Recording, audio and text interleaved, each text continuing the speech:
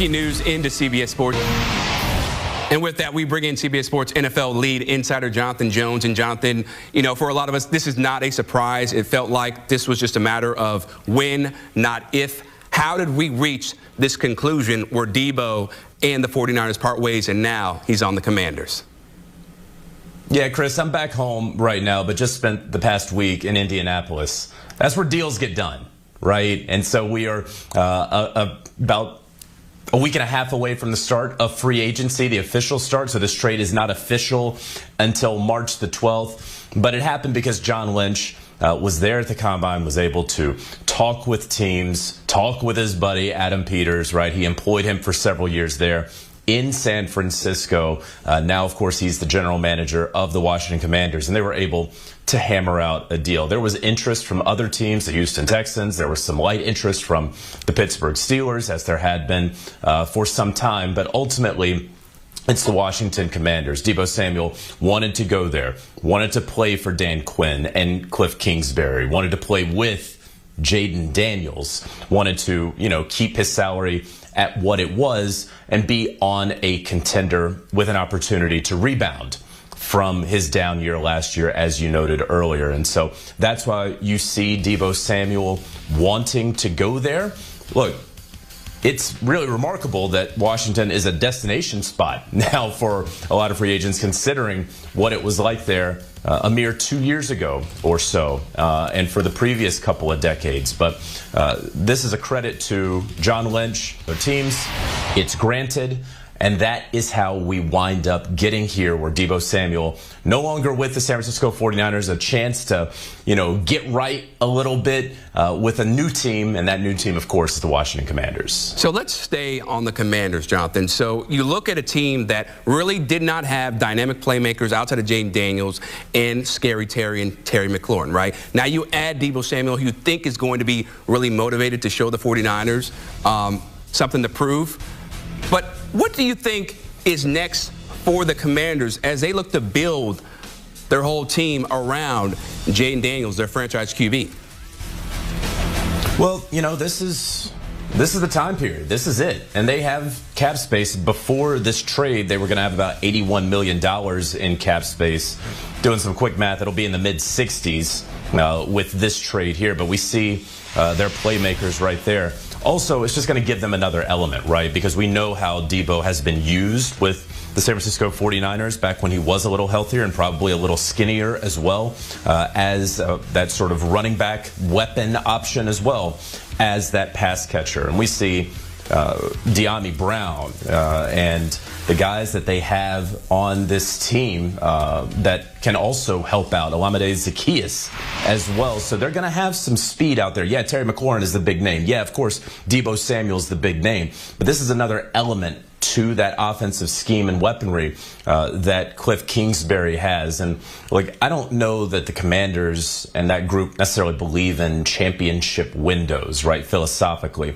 But they did better than expectations this past year. There's no question about it.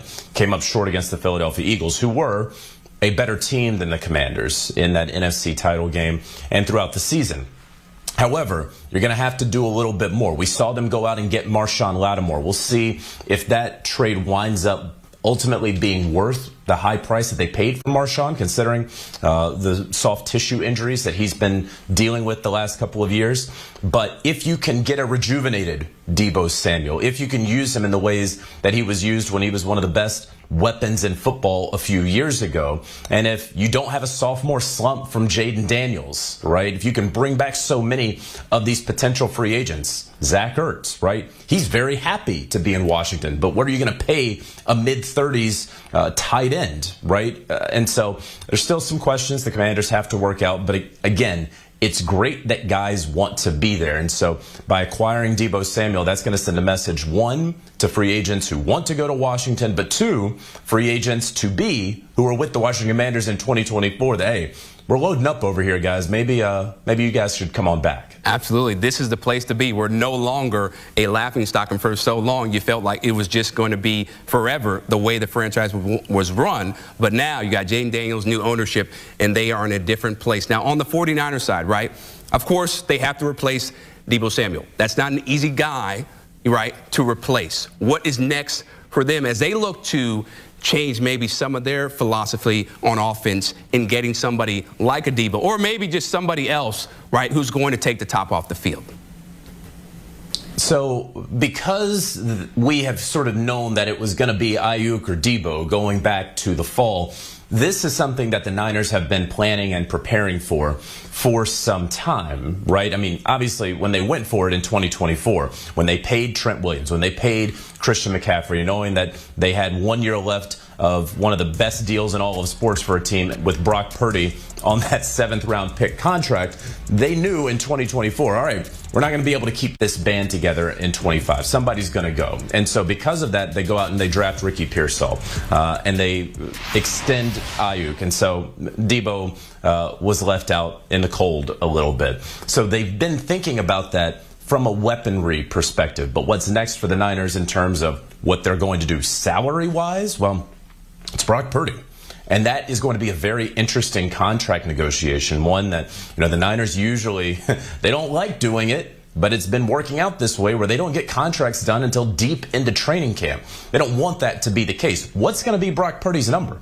Is it going to be $55 million per year? Is it going to be 50? Is it going to be 45? That's a wide range. You can do a lot of things with that $10 million that you have in that sort of delta there. And so they're going to have to hammer out that deal. That is certainly what's going to be next. And then is there going to be money else to go around? We'll see what winds up happening with the Dre Greenlaw, for example. So long story short, the Niners knew that they were spending a lot of money in 2024 because they got so close in 2023 with that overtime Super Bowl loss.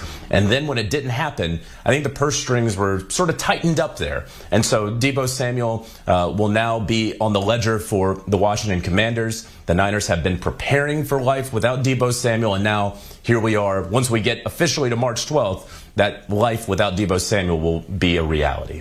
Jonathan Jones, we always appreciate your insight. One of the best in the biz. Appreciate the time, man. And here is the tweet from the Washington Commanders official account. Deebo from Friday. Y'all know who he is. He's looking to bring pain to opposing defenses come 2025. Bây giờ sẽ nối vào và mình sẽ siết dây. Đây mình sẽ được cái phần vành mũ nó sẽ vuông góc như này nhé mọi người. Mọi người thấy nó vuông góc không? Bây giờ mình sẽ móc thêm một hàng nữa nha, để cho cái vành mũ nó rộng thêm ra. Đây mình sẽ gỡ thêm len ra để sử dụng nhé.